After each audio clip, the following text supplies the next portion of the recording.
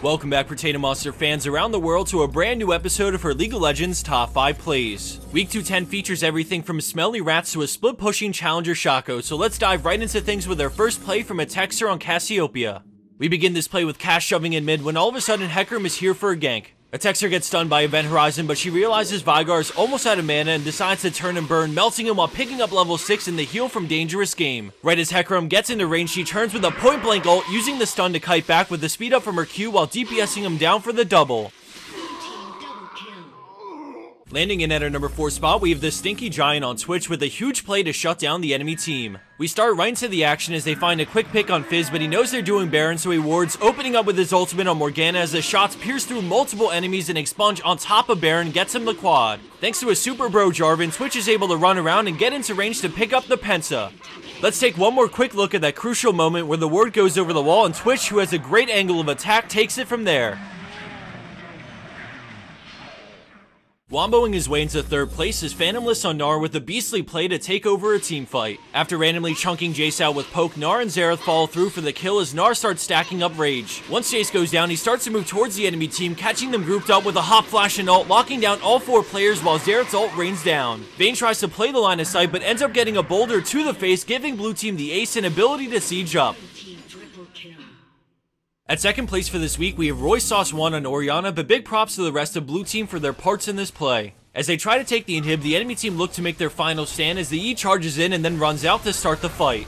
Maokai comes in, but let's keep our focus on Lee Sin and Orianna as we see him kick Maokai, who collides into the players who got shockwaved into Last Breath from Yasuo for the instant quad. Right after the 4-for-0, they're able to push with the Baron creeps to bring this game to an end.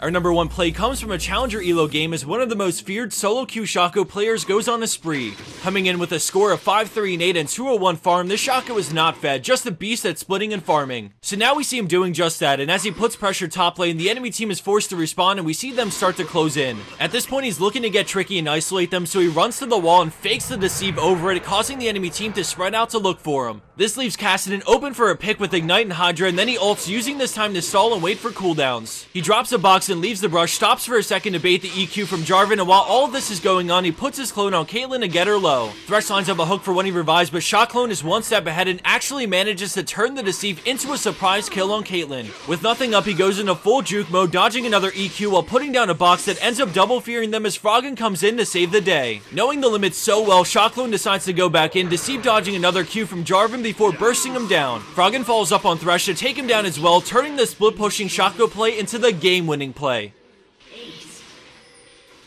And for the bonus clip of the week, we have an interesting bug from Fatal Anthon Tryndamere, who gets an unexpected double kill because Rito loves a little friendly fire every now and then. As the rest of this plays out, I wanted to give a quick shout out to a site called OpinionOutpost.com. I've mentioned them once or twice in the past, but for those who don't know, it's a free to join website where you give your feedback on things like TV shows and movies to earn points. Once you do it enough, you're able to select rewards that range from Amazon gift cards to straight up cash. It's a pretty sweet website, and as I've mentioned before, I use this site to get PayPal money, which basically turns into RP. I've been using it a lot lately in preparation for when DJ Sona comes out because my wallet's already hurting with all these new skins. I definitely recommend giving the website at least a look, and I'll provide a link to it right down below in the description box. Thanks for watching, everyone. Have a wonderful day, and never trust a Tryndamere.